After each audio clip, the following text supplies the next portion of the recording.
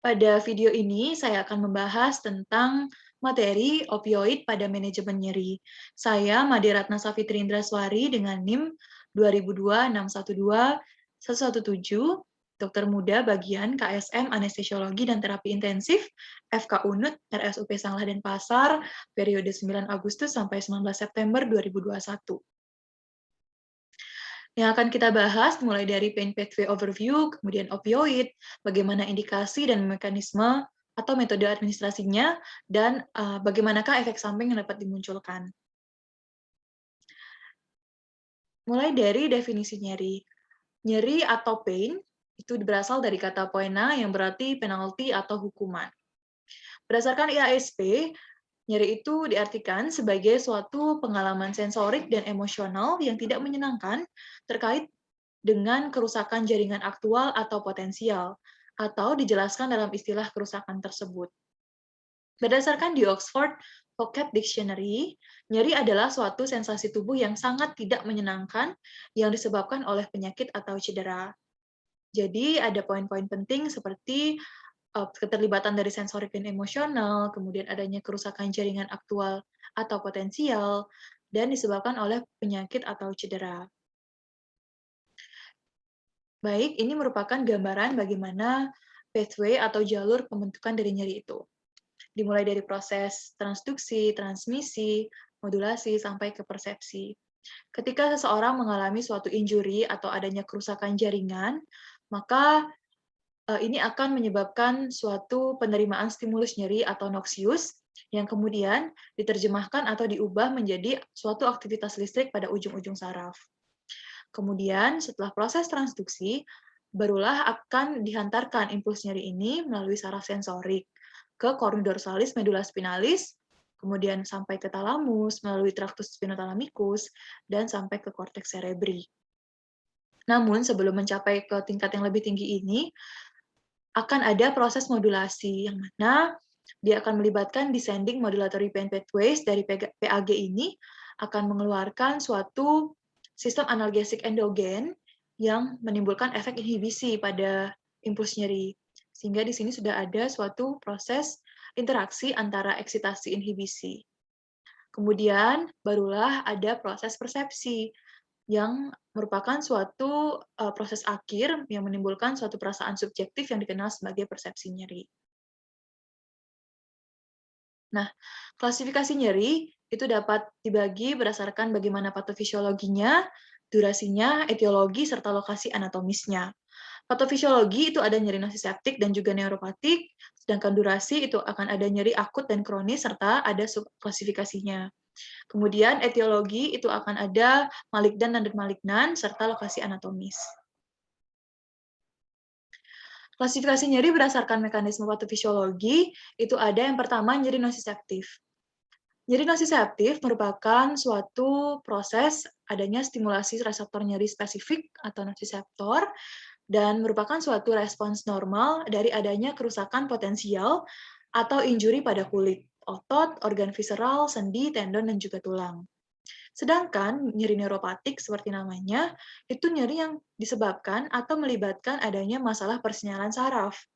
Penyebabnya bisa beragam, utamanya adalah penyakit atau kerusakan pada sistem saraf.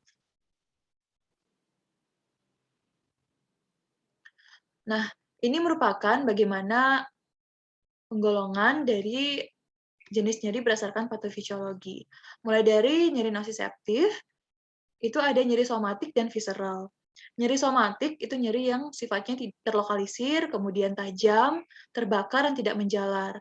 Sedangkan nyeri visceral atau nyeri yang datang dari organ-organ dalam viscera, itu dia tidak terlokalisir. Jadi perasaannya seperti nyeri yang diffuse, kemudian tumpul, ada kram, dan juga menjalar. Sedangkan nyeri neuropatik itu bisa dalam rupa alodenia, kemudian hiperalgesia, hipoalgesia, parestesia, atau dysestesia. Nyerinya itu tidak terlokalisir. Kemudian dia sifatnya diffuse, seperti tertusuk perasaannya mungkin, atau tingling, sampai terbakar dan tajam. Dapat juga seorang pasien itu merasakan suatu nyeri campuran, yaitu nyeri nosiseptif dan neuropatik. Misalnya, ada luka bakar. Jadi luka bakar ini dapat merusak kulit, sehingga memicu suatu eee, nosiceptif, sedangkan bisa juga ada kerusakan ujung-ujung saraf, sehingga akan ada muncul nyeri neuropatik. Kemudian berdasarkan durasi, dapat dibagi menjadi nyeri akut dan nyeri kronis. Nyeri akut itu onset dan durasinya lebih tiba-tiba, durasinya lebih singkat, kurang dari 3 bulan. Kemudian, nyeri akut ini akan membaik atau hilang seiring dengan penyembuhan jari jaringan. Sedangkan nyeri kronis, itu nyerinya lebih tidak jelas atau insidius, jadi durasinya lebih lama, lebih dari 3 bulan. Kemudian, nyerinya persisten dan akan terjadi meskipun penyembuhan jaringan ini sudah terjadi dengan baik. Kemudian, nyeri akut itu adalah tanda awal adanya kerusakan jaringan aktual atau potensial. Sedangkan nyeri kronis itu bukan suatu sinyal awal adanya kerusakan atau injury pada jaringan. Kemudian, nyeri akut ini akan dirasakan intensitasnya sesuai dengan kerusakan jaringan yang terjadi. Sedangkan nyeri kronis itu bisa saja nyeri yang dirasakan pasien tidak berkorelasi atau tidak mencerminkan bagaimana kerusakan jaringan yang terjadi. Kemudian, pada nyeri akut, itu sistem saraf pusatnya masih intak, masih baik, yang merupakan nyeri akut ini adalah sebuah gejala. Sedangkan nyeri kronis itu akan ada suatu disfungsional dari sistem saraf pusat, sehingga akan ada suatu kerusakan atau nyeri kronis sebagai suatu penyakit. Nah, kemudian bagaimana efek psikologis pada pasien yang mengalami nyeri akut? Jadi nyeri akut itu biasanya pasien akan jarang mengalami efek psikologis, tetapi efek-efek ini bisa muncul apabila pasien tidak mengalami suatu tata laksana nyeri yang adekuat. Misalnya pasien bisa merasakan cemas atau kesulitan dalam tidurnya. Sedangkan nyeri kronis karena dia lebih lama dan kemudian dia insidius, maka efek psikologisnya itu sangat sering terjadi berasosiasi dengan misalnya depresi, kemudian emosi seperti marah, takut, dan juga ada gangguan sosial. Berdasarkan etiologi, nyeri itu dibagi menjadi nyeri malignan dan non-malignan. Nyeri malignan ini berasosiasi dengan kanker. Baik itu nyerinya muncul karena kanker itu sendiri atau berkaitan dengan terapi. Misalnya, kemoterapi memicu neuropati perifer atau nyeri pasca bedah, atau misalnya pasien mengalami atau menjalani radioterapi. Jadi pasca radiasi itu bisa menimbulkan nyeri yang berlangsung kronis. Nah, nyeri malignan merupakan nyeri yang tidak berkaitan dengan keganasan atau malignansi. Lalu bagaimana kita bisa melakukan tata laksana terhadap nyeri? Jadi algoritma tata laksana nyeri disesuaikan baik dari nyeri akut maupun nyeri kronis. Pertama, tata laksana nyeri akut itu harus disesuaikan atau haruslah adekuat untuk kemudian menghentikan dari stimulus nyeri. Misalnya bisa dimulai dari teknik regional menggunakan intravena ataukah lokal anestesi. Kemudian barulah dilanjutkan dengan mengadministrasikan opioid dengan potensi kuat, kemudian diturunkan menjadi opioid lemah, barulah sampai ke adjuvan atau NSAID dan terapi-terapi non-farmakologis. Sedangkan pada nyeri kronis, itu bisa dimulai dari yang paling sederhana terlebih dahulu, misalnya melakukan terapi non-farmakologis, kemudian sampai ke adjuvan atau NSAID, dan meningkat sampai menggunakan opioid, tergantung dengan respons pasien. Lalu ini merupakan rekomendasi tata laksana nyeri akut berdasarkan World Federation of Societies of Anesthesiologists. Jadi ada yang pertama adalah injeksi opioid potensi kuat terlebih dahulu atau anestesia lokal. Barulah dilanjutkan dengan pemberian opioid per oral sewaktu nyeri itu sudah berkurang. Kemudian yang ketiga baru kita bisa berikan pasien itu aspirin atau NSAID. Nah, sedangkan ada juga rekomendasi berdasarkan World Health Organization atau WHO yang dimulai dari step ladder ini. Jadi bisa dimulai dari step 1, kemudian baru mencapai step yang lebih tinggi, atau dari yang atas kemudian turun. Pada awalnya, step ladder ini hanyalah ada 3, sedangkan kemudian dikembangkan atau dimodifikasi menjadi 4 step, ditambah dengan regional teknik, seperti misalnya melakukan nerve block, epidural, menggunakan PCA, atau menggunakan stimulator spinal. Nah, pada nyeri yang kronis, atau non-malignan dan cancer, itu bisa diberikan mulai dari yang paling rendah terlebih dahulu, jadi step 1 dulu, menggunakan non-opioid, bisa menggunakan analgesik dan NSAID, dan ditambah dengan adjuvan jika perlu. Kemudian baru mencapai ke step 2, menggunakan opioid yang potensi lemah, Kemudian apabila memang tidak juga bisa diatasi nyerinya, itu baru dilanjutkan ke step 3 dengan menggunakan opioid yang kuat, seperti misalnya metadon, yang diadministrasikan secara oral atau menggunakan transdermal patch. Nah, apabila memang tidak bisa juga memodulasi dari nyerinya, maka sampai ke step 4. Nah, sedangkan pada nyeri akut, ini tata laksanya akan terbalik, dimulai dari yang lebih adekuat terlebih dahulu, lebih paling kuat, barulah muncul suatu relief atau penyembuhan nyeri yang kemudian nyerinya akan menurun intensitasnya, baru turun sampai ke step 1. Lalu ini merupakan lokasi atau site of action dari obat-obatan analgesi dan juga jenis-jenisnya. Jadi dia bisa bekerja baik itu dari transduksi, transmisi, modulasi, sampai persepsi.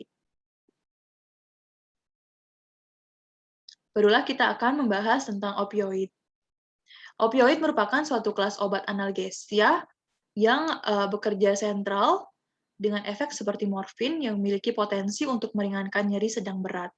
Termasuk di dalamnya adalah komponen obat dengan farmakokinetik dan farmakodinamik yang beragam.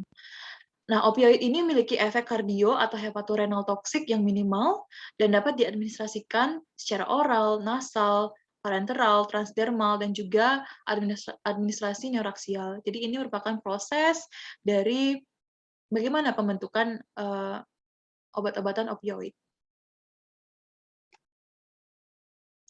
Nah, pertama kali morfin itu diisolasi dalam kategori bahan aktif dari tanaman oleh Frederick Serturner pada tahun 1803 sampai 1805. Jadi proses pembentukannya mulai dari yang pertama dari Papaver somniferum L atau tanaman opium, opi. Jadi tanaman ini merupakan tanaman semusim yang bisa dibudidayakan di pegunungan kawasan subtropik. Kemudian buah opium yang ini akan dilukai dengan pisau sadap dan mengeluarkan getah yang berwarna putih. Setelah getah ini keluar, maka dibiarkan dan kemudian dia akan menjadi coklat atau mengering, yang kemudian akan diproses menjadi candu siap konsumsi. Jadi ini namanya raw opium atau opium mentah. Kemudian bisa juga diekstraksi getahnya yang akan menghasilkan morfin. Dan apabila proses ekstraksi dilanjutkan, maka dapat menghasilkan heroin. Lalu ini bagaimana mekanisme kerja opioid dan juga hubungannya dengan patofisiologi secara molekuler. Tadi kita sudah membahas tentang tahapan atau pathway dari nyeri. Nah, ini merupakan gambaran dari dorsal root ganglion. Di sini tadi ada proses transmisi. Ini merupakan neuron pertama dan ini neuron kedua. Di presinaps ini akan ada pengeluaran dari neurotransmitter untuk menimbulkan nyeri. Misalnya glutamat, substansi P, dan juga CGRP. Nah, substansi P ini akan berikatan dengan reseptornya di possinap, yaitu NK1, yang mana NK1 ini akan menyebabkan terlepasnya ion magnesium dari NMDA. Nah, reseptor NMDA ini penting untuk menerima glutamat. Nah, NMDA dalam fase inaktif, dia akan ada ion magnesium yang menutupi site of binding-nya. Nah, sehingga dengan pengeluaran dari substansi P dan kemudian dia berikatan dengan NK1, maka dia akan menyebabkan pelepasan dari ion magnesium dan membiarkan glutamat itu berikatan dengan reseptor ini. Kemudian, glutamat ini merupakan suatu neurotransmitter yang paling penting untuk perjalanan dari nyeri. Yang mana glutamat ini memiliki dua reseptor, yaitu NMDA dan juga AMPA. Nah, NMDA ketika terbuka itu akan menyebabkan masuknya ion kalsium ke dalam neuron posinaps. Sedangkan ketika dia berikatan dengan AMPA, maka dia akan mempersilahkan natrium untuk masuk ke dalam neuron posinaps. Sehingga ini akan menyebabkan adanya polarisasi pada neuron posinaps, sehingga akan memunculkan suatu perjalanan dari nyeri. Sedangkan CGRP itu juga memiliki suatu reseptor di possinapsnya. Ini adalah CGRP-A reseptor, yang mana dia akan kemudian berikatan dan menyebabkan perubahan juga, membantu untuk proses transmisi dari nyeri.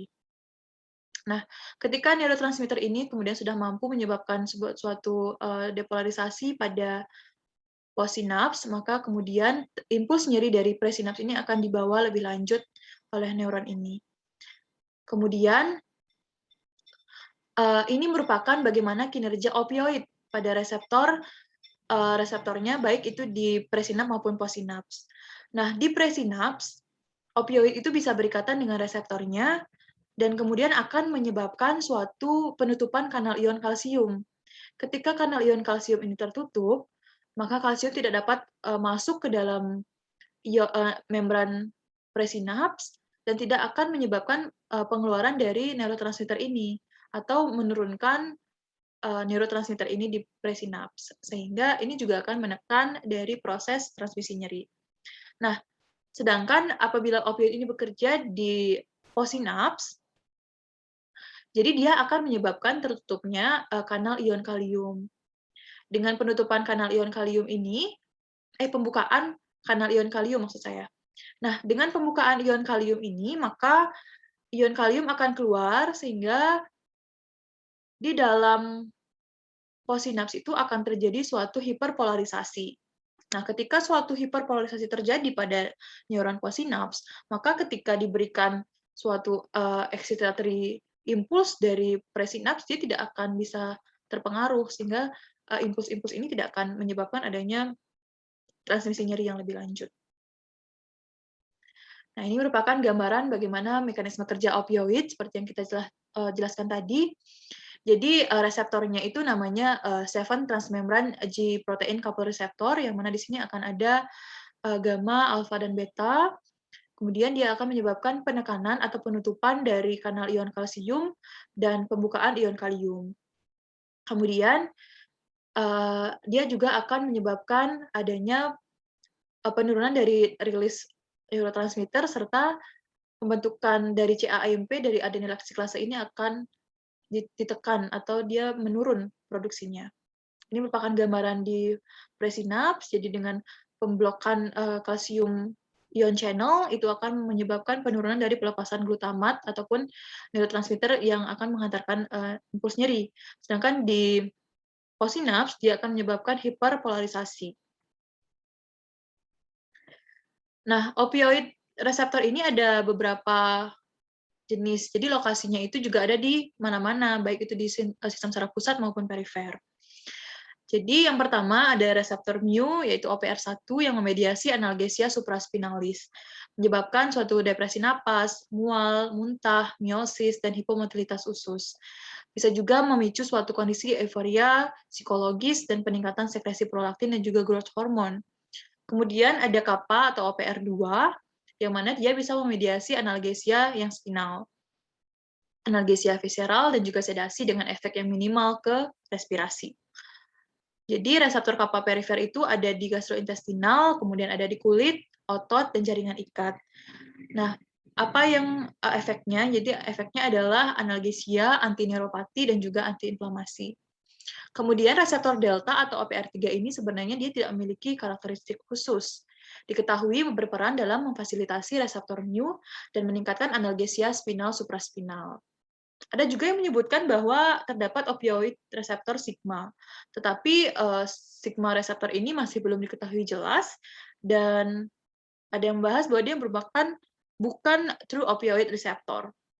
Karena ketika diberikan naloxone atau antagonis opioid, ternyata dia bukan antagonisnya. Jadi efeknya itu bisa disforia yang berkaitan dengan opioid, halusinasi, dan juga confusion. Nah, ini merupakan gambaran dari reseptor mu. Jadi reseptor mu ini merupakan reseptor yang paling penting dan juga paling banyak dibahas dalam mekanisme kerja opioid. Dia memiliki adanya dua binding site, yaitu anionic dan juga tertiary nitrogen binding site. Nah, ini merupakan resume dari bagaimana sifat dari reseptor opioid tadi. Ini merupakan bagaimana persebaran atau lokasi dari reseptor opioid di sistem saraf pusat. Jadi dia memiliki konsentrasi tertentu di masing-masing lokasi. Nah, klasifikasi opioid. Jadi opioid itu dapat dibagi pertama memang asli dari derivat opium. atau opiat, yaitu morfin, kodein, dan tebain. Ada juga yang dia semi-sintetik. Jadi bisa disubstitusi dengan derivat dari morfin dan juga kodein. Jadi dia tidak murni dari opiat, bisa yang hidromorfon, oksimorfon, levorpanol, atau oksikodon dan hidrokodon. Ada juga digolongkan berdasarkan bagaimana sifatnya, yaitu agonis atau antagonis, partial agonis, dan antagonis. Agonis-antagonis ini bisa nalbupin, butorpanol, atau pentakosin. Sedangkan partial agonis itu bisa buprenorfin, dan antagonisnya bisa naloxon dan naltrexone. Kemudian ada yang memang dia pure sintetik, yaitu sama sekali bukan morfin. Jadi dia ada fenilpipiridin, kemudian difenilpropilamin, dan juga kompleks analgesik. Misalnya dari fenilpipiridin ini ada meperidin, fentanyl, sulfentanil, alfentanil, dan juga rifentanil. Ada juga dari difenprofilamin itu ada metadon, proxipen, dan juga dexamertopan atau DXT yang merupakan obat batuk. Selanjutnya ada kompleks analgesik seperti tramadol dan tapentadol. Ada juga jenisnya itu adalah endogenous opioid. Jadi dia merupakan natural peptide yang tadi kita jelaskan pada proses modulasi. Itu kita memiliki adanya 3 opioid endogen, yaitu enkefalin, endorfin, dan dinorfin. Lalu bagaimanakah farmakokinetiknya? Farmakokinetik ini merupakan proses dimulai dari absorpsi, distribusi, kemudian metabolisme sampai ekskresi. Dimulai dari absorpsi, jadi opioid itu absorpsinya akan sedang apabila diberikan melalui GI tract, baik itu dari oral maupun rektal, karena dia bergantung pada lipofilisitas, kemudian dipengaruhi juga oleh first pass metabolism atau FPM yang tinggi. Jadi, tapi pada kodein dan oksikodon itu dia memiliki low FPM. Kemudian opioid itu absorpsinya baik melalui subkutan dan juga IM, jadi secara parenteral dia baik, dan absorpsi yang lebih cepat itu melalui nasal. Kemudian distribusi. Nah, distribusi ini juga dipengaruhi oleh bagaimana lipofolisitas dan juga solubilitasnya dalam lemak. Apabila solubilitas dalam lemaknya dia tinggi, maka dia onsetnya cepat. Nah, fraksi dari opioid yang terionisasi itu lebih tidak larut lemak, sedangkan yang tidak terionisasi dia akan larut lemak. Kemudian dipengaruhi juga oleh kadar keasaman. Apabila dia rendah, maka bentuk yang tidak larut lemak itu akan lebih tinggi. Kemudian konsentrasi tinggi di jaringan yang perfusinya tinggi seperti otak, hepar, ginjal, dan juga lien. Apabila dilakukan administrasi kronis, maka dapat menyebabkan akumulasi dan adanya opioid di plasma, meskipun administrasi itu sudah dihentikan. Ini merupakan bagaimana metabolisme opioid dalam tubuh. Jadi, di sini dimisalkan kodein, 80%-nya akan di metabolisme di hati melalui sitokrom P34, yang mana metabolisme ini akan menyebabkan pembentukan dari norkodein dan juga kodein 6 glukoronid. Kemudian ada juga kodein 3 glukoronid, yang mana 10% sisanya itu akan di metabolisme melalui sitokrom P2D6 untuk membentuk morfin. Melalui ultra rapid metabolizer atau metabolisme fraksi cepat, jadi dia akan menimbulkan atau membentuk metabolit aktif yang kemudian sangat penting untuk efek analgesik dari kodein. Nah, sedangkan 10%-nya itu akan diekskresi dengan bentuk yang sama, yaitu kodein, jadi dia tidak berubah struktur kimianya.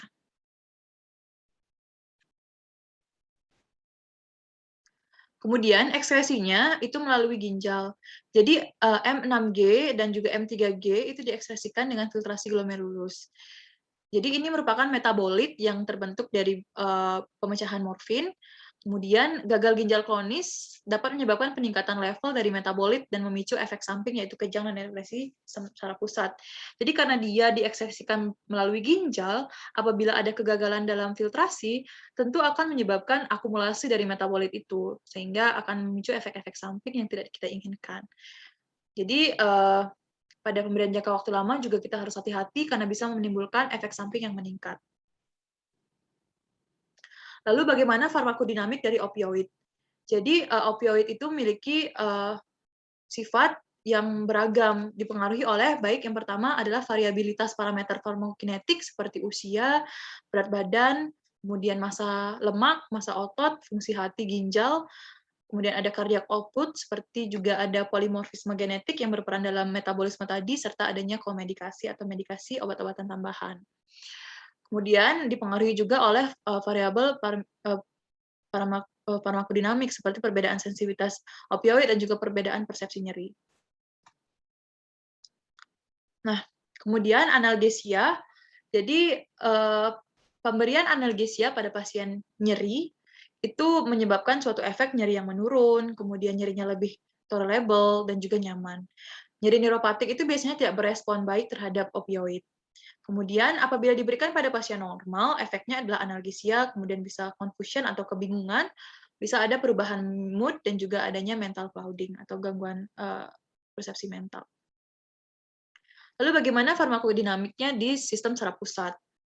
Jadi opioid itu bisa menimbulkan suatu analgesia spinal dan supraspinal, bisa menimbulkan juga penurunan dari metabolisme CMRO2, kemudian bisa menurunkan juga cerebral blood flow, dan juga penurunan dari ICP atau tekanan intrakranial.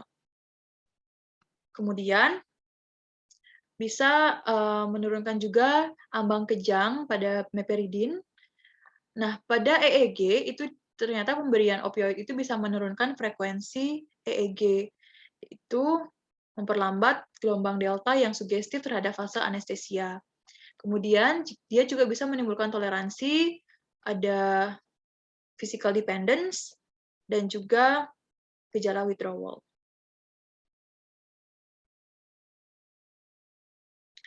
Nah, kemudian sistem respirasi, yang pertama, dia bisa mempengaruhi ventrolateral medula, sehingga akan terjadi depresi langsung pada sistem pernapasan, yaitu mengganggu dari pembentukan ritme napas.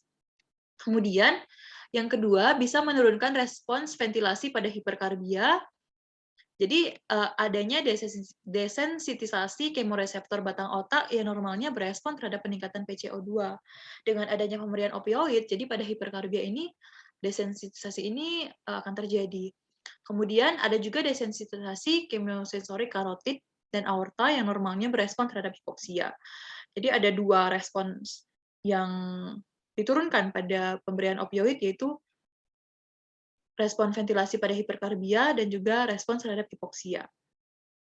Kemudian dia bisa menekan refleks batuk dengan mempengaruhi pusat batuk di medula, tapi tidak ada kehilangan fungsi protektif glotis pada kondisi pemberian opioid. Contohnya adalah pemberian dextromertorphan, kemudian kodein dan juga volkodein. Nah, bisa juga terjadi bronkospasme karena pemberian opioid seperti morfin oleh karena adanya rilis histamin. Tetapi pada jenis meperidin dia memiliki sifat antihistamin. Selanjutnya pada sistem kardiovaskuler, yang pertama, opioid bisa menurunkan denyut jantung melalui stimulasi vagal, kemudian dapat menyebabkan atropine-like effect atau efek seperti atropin yang meningkatkan denyut jantung. Ini pada meperidin.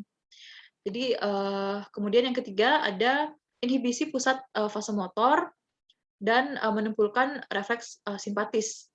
Kemudian ada menyebabkan juga pelepasan histamin dan juga menimbulkan vasodilatasi. Nah, untuk yang terakhir, meperidin ini memiliki sifat quinidine-like action yang menurunkan eksitasi miokardial. Namun pada dosis besar, ini efeknya akan berkebalikan. Dia akan menyebabkan penurunan kontraktilitas miokardium. Pada sistem gastrointestinal, akan terjadi efek-efek seperti yang pertama, mual dan muntah karena stimulasi dopamin, CTZ, dan juga area vestibuler. Kemudian bisa menurunkan peristaltik, yaitu perut kembung, dan akan terjadi spasme sphincter OD oleh karena administrasi morfin. Kemudian meperidin juga bisa menyebabkan relaksasi sphincter renal dan relaksasi sphincter gastrointestinal. Nah, ini merupakan bagaimana sistem gastrointestinal itu kita lihat adanya perubahan fisiologis oleh karena administrasi dari morfin atau opioid. Jadi akan ada gangguan motilitas dari GI sehingga akan terjadi penurunan sekresi dari usus, kemudian akan ada gangguan dari gerakan peristaltik dan adanya disbiosis pada mikrobiota usus. Lalu ini pada sistem urogenital, jadi utamanya adalah yang terjadi adalah renal iskemik di prerenal sehingga akan menyebabkan adanya acute kidney injury. Bisa juga oleh karena adanya efek gangguan pada inervasi di bladder sehingga akan terjadi retensi urin sehingga akan menyebabkan juga gagal ginjal yang akut. Soalnya pemberian dari opioid pada jangka waktu lama memang harus hati-hati untuk mencegah adanya gangguan-gangguan terutama pada sistem ekskresi yaitu di ginjal. Nah, sistem muskuloskeletal itu pengaruhnya yang pertama adalah fentanyl dapat menyebabkan rigiditas dinding dada sehingga mengganggu ventilasi. Kemudian apabila ada pelepasan histamin akan memicu sensasi warm and flush. Kemudian akan terjadi miosis akibat adanya stimulasi nukleus Edinger-Westphal pada saraf oculomotor. Akan ada juga efek hipotermia karena menurunnya kecepatan metabolik, vasodilatasi, serta terganggunya termoregulasi. Tonus otot yang menurun juga akan menyebabkan adanya kondisi hipotermia. Nah, ini merupakan farmakodinamik pada kehamilan. Jadi, obat-obatan opioid itu bisa menembus sawar darah plasenta sehingga menimbulkan depresi napas pada neonatus. Sedangkan pada endokrin sistem imun, dia bisa menekan rilis dari ACTH, LH, dan FSH, sehingga pada perempuan itu bisa menimbulkan adanya risiko infertilitas. Bisa juga dia menekan imunitas oleh karena adanya apoptosis dari limfosit. Lalu bagaimana kita bisa mengevaluasi dari nyeri? Nah, evaluasi nyeri ini sangat penting untuk menentukan terapi apa yang akan kita pilih, serta bagaimana kemudian kita bisa melakukan evaluasi terhadap hasil terapi nyeri yang kita lakukan. Ada beberapa instrumen yang dapat kita pilih, seperti misalnya FAST, kemudian NRS, Wong-Baker, FACES, Pain Rating Scale, ada juga MPK. Tetapi FAST yang ini merupakan instrumen yang umum digunakan. Biasanya dinyatakan dalam 3 kriteria, yaitu nyeri ringan dengan FAST 0 sampai 39 mm, kemudian bisa nyeri sedang dengan FAST 40 sampai 79 mm, kemudian nyeri berat dengan FAST 80 sampai 100 mm, dan kemudian ketika kita sudah tahu penggolongannya, maka kita bisa lakukan terapi secara lebih rasional. Terapi nyeri juga bisa dilakukan sesuai dengan WFSH nyeri akut ataupun WHO dengan nyeri kronis. Nah, ini merupakan bagaimana intensitas nyeri berdasarkan dari kondisi pasiennya. Jadi contohnya saja pada operasi mata, jadi nyeri yang terjadi itu bisa nociceptik ataupun neuropatik oleh karena enukleasi dan juga surgery retinal misalnya, sehingga menimbulkan intensitas nyeri yang ringan sampai berat. Nah, surgical prosedur yang berbeda-beda ini juga akan menentukan bagaimana kita bisa memilih mekanisme dari tata laksana nyeri yang lebih tepat.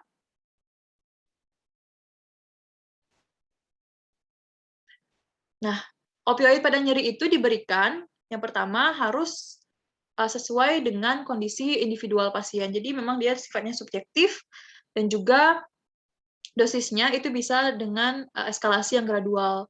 Jadi peningkatan dosis itu sampai mencapai analgesia adekuat atau efek samping yang tidak bisa ditoleransi oleh pasien. Kemudian yang kedua, pemberiannya adalah around the clock. Jadi untuk nyeri yang sifatnya kontinu dan berulang, kita akan berikan obat-obatan sesuai dengan jadwal pemberian obat.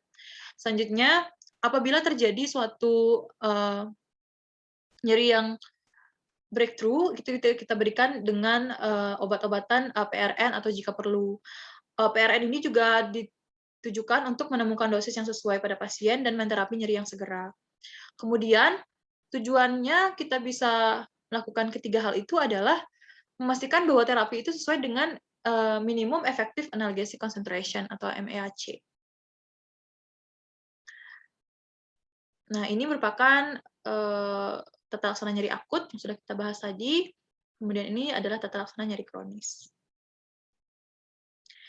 Lalu bagaimana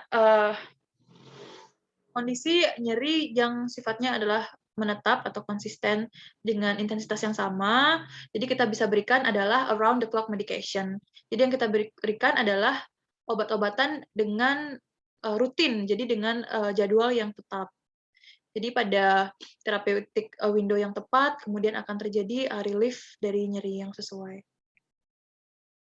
Nah, sedangkan apabila terjadi suatu kondisi breakthrough pain atau nyeri yang memang dia tidak sama dengan nyeri di background-nya, jadi ketika kita hanya berikan around the clock medication, tentu apabila muncul breakthrough pain ini, dia tidak akan bisa tercover dengan baik. Jadi nyerinya akan terasa oleh pasien. Nah, jadi ini merupakan suatu kondisi yang paling ideal apabila pada pasien ini muncul suatu kondisi breakthrough pain. Jadi dengan around the clock medication, kita bisa terapi nyeri yang persisten atau konsisten intensitasnya.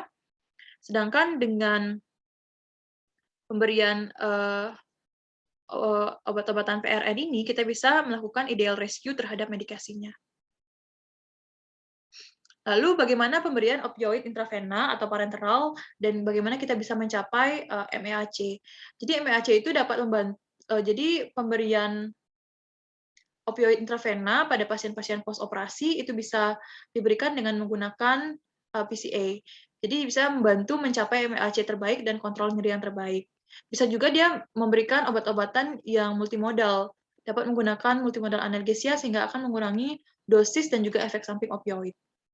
Nah, PCA ini merupakan alat otomatis yang mana akan dipasang pada pasien, dan pasien akan menentukan kapan obat-obatan itu akan dialirkan kepada pasien, serta seberapa banyak yang diinginkan. Jadi, obat-obatan tidak akan diberikan terus-menerus, tapi diberikan apabila pasien itu memerlukan obat-obatan untuk meringankan dari gejala yang dialami pasien. Lalu apa keuntungannya? Keuntungannya ada banyak. Yang pertama, apabila pasien sudah memiliki kontrol sendiri terhadap obat-obatan untuk nyerinya, maka pasien ini akan mengalami penurunan rasa cemas. Oleh karena dia sudah tahu bahwa apabila muncul nyeri, maka pasien bisa melakukan pengobatan dengan segera. Kemudian, pada kondisi-kondisi tertentu juga dia tidak akan menunggu petugas medis untuk memberikan obat, sehingga dia lebih cepat pengobatannya, tidak perlu juga melalui proses obat-obatan oral ataupun disuntik, nyeri juga bisa terkontrol secara konsisten. Jadi bisa juga kita menghindari adanya efek samping pada pasien, jadi setting lockout time-nya juga bisa diberikan dengan dosis bolus. Lalu kerugiannya, keamanan dan juga efektivitasnya tergantung dari setting awal. Jadi settingannya akan tetap seperti itu apabila tidak dilakukan evaluasi. Kemudian biaya penggunaannya juga tentu akan lebih mahal. Kemudian memerlukan juga adanya baterai, sehingga pada kondisi kehabisan baterai misalnya akan mengganggu atau menghentikan dari kinerja alat ini. Nah, pasien-pasien yang tidak sadar, kemudian ada gangguan kognitif, delirium, gangguan juga motorik, itu akan tidak bisa diterapkan metode dengan alat ini. Lalu bagaimana mekanisme tapering dan juga discontinuing opioid infusion? Yang pertama adalah menggunakan siring pump, dosis disesuaikan untuk pasien yang memiliki kelainan hepar dan ginjal. Jadi kita juga harus perhatikan obat lain yang mengalami atau memiliki sifat sedasi pada pasien. Kemudian yang kedua adalah opioid oral dan analgesik adjuvan. Itu diberikan setelah obat-obatan opioid intravenanya selesai, kita juga akan berikan obat-obatan analgesik adjuvan untuk mengurangi dosis obat opioidnya. Baru kita berikan juga ingat pada pemberian infusi opioid itu pasangkan pulse oximetry pada pasien. Nah, apabila nyeri yang terjadi adalah breakthrough pain, seperti yang kita jelaskan tadi, jadi yang kita gunakan adalah siring pump yang sama dan dilakukan pencatatan terhadap dosis yang diberikan. Nah, dilakukan eskalasi dosis apabila diperlukan, dilakukan dengan rate of escalation tergantung dari skala nyerinya. Jadi rate of escalation-nya atau peningkatan dari dosisnya itu bisa dilakukan dengan 30-50% apabila nyeri yang dirasakan pasien itu mild to moderate, dan bisa 50-100% apabila nyerinya yang dirasakan adalah severe. Setelah kemudian pasien kita tata laksana dengan pemberian obat-obatan opioid atau anti nyeri yang intravena, maka kita harus konsiderasi untuk mengkonversi menjadi oral apabila nyerinya sudah tertangani. Nah, konversi opioid intravena menjadi oral ini dipertimbangkan oleh karena yang pertama, dia itu aman, kemudian lebih nyaman, tidak invasif, dan juga efektif biaya. Dipertimbangkan dengan melakukan penurunan dosis per oral itu sebesar 20-30%, dan dilakukan monitoring penyesuaian dosis berkala. Ini bagaimana kita bisa mengkonversi dari opioid parenteral kemudian menjadi oral. Misalnya morfin yang ketika diberikan parenteral itu 1 mg, maka dosis per oralnya adalah 3 mg. Seperti itu, tapi tetap disesuaikan dengan kondisi pasien. Nah, ini merupakan bagaimana sebenarnya perbedaan pemberian dari oral ataupun intravena pada pasien yang memerlukan opioid, misalnya morfin. Jadi akan ada perbedaan durasi, onset kerja, dan juga sebenarnya opioid, morfin ini akan efek oralnya itu akan lebih rendah dibandingkan dengan ketika diberikan intravena. Tapi ketika diberikan intravena, efek sampingnya adalah adanya rilis histamin yang menimbulkan adanya efek yang kita tidak inginkan.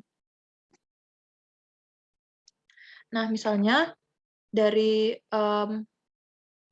fentanyl, jadi fentanyl ini merupakan salah satu jenis obat yang paling sering digunakan. Jadi onset kerjanya sangat cepat dibandingkan dengan jenis opioid yang lain. Apalagi ketika diberikan secara intravena, jadi hitungannya menit sehingga dia akan onsetnya sangat cepat.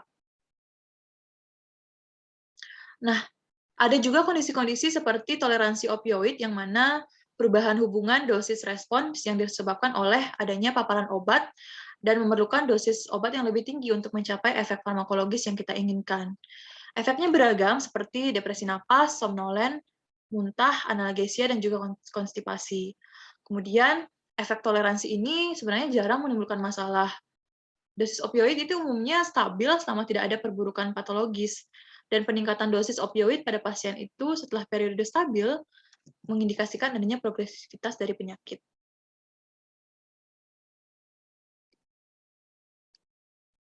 Selanjutnya ada dependence atau ketergantungan, yang mana dimulai dari definisi ketergantungan atau dependensi ini merupakan suatu kondisi munculnya gejala ikutan ketika dilakukan penurunan dosis atau administrasi antagonis dari opioid, yaitu adanya withdrawal syndrome yang umumnya hanya terjadi beberapa hari saja dan perlu metode tapering off sebelum penghentian obat. Jadi sebenarnya metode tapering off pemberian opioid ini sangat penting untuk mencegah withdrawal syndrome.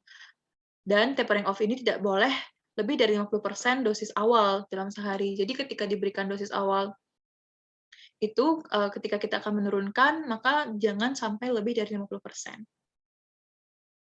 Lalu bagaimana ketika terjadi opioid overdosis? Nah, tanda-tandanya apa saja? Mulai dari hipoventilasi, kemudian adanya aritmia malignan, dan juga agitasi, ataupun pasien itu mengalami penurunan kesadaran yang tiba-tiba. Jadi kita bisa bantu dengan ventilasi napas dengan menggunakan back mask ventilation karena kan opioid itu memberikan suatu efek depresi napas. Kemudian kita bisa berikan naloxone atau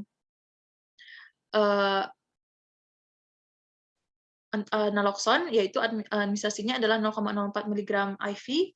Kemudian kita bisa assessment lagi selama 2-3 menit. Apabila terjadi respon yang inadekuat, maka lanjut ke tahap selanjutnya, yaitu pemberian naloxone lagi, yaitu antagonis dari opioid sebesar 0,04 mg intravena. Kemudian kita assessment ulang selama 2-3 menit, jadi apabila masih tidak memberikan respon yang kita inginkan, maka lanjutkan pemberian naloxone selama sebesar 0,08 mg IV. Kemudian barulah kita lanjutkan assessment-nya dan juga lanjutkan dengan pemberian dosis naloxone double apabila respons yang tadi itu juga tidak adekuat. Maksimal dosisnya adalah kurang dari 2 mg. Ketika respons adekuat sudah tercapai, maka bisa kita observasi pasien selama lebih dari 90 menit. Dan apabila tanda atau gejala ini tidak terjadi dengan baik atau tidak membaik, maka kita bisa konsiderasi yang pertama adalah tentukan bagaimana tujuan dari terapi. Kemudian kita bisa berikan endotracheal intubation dan juga transfer ke ICU. Sekian materi tentang opioid pada manajemen nyeri. Semoga video ini membantu dan terima kasih.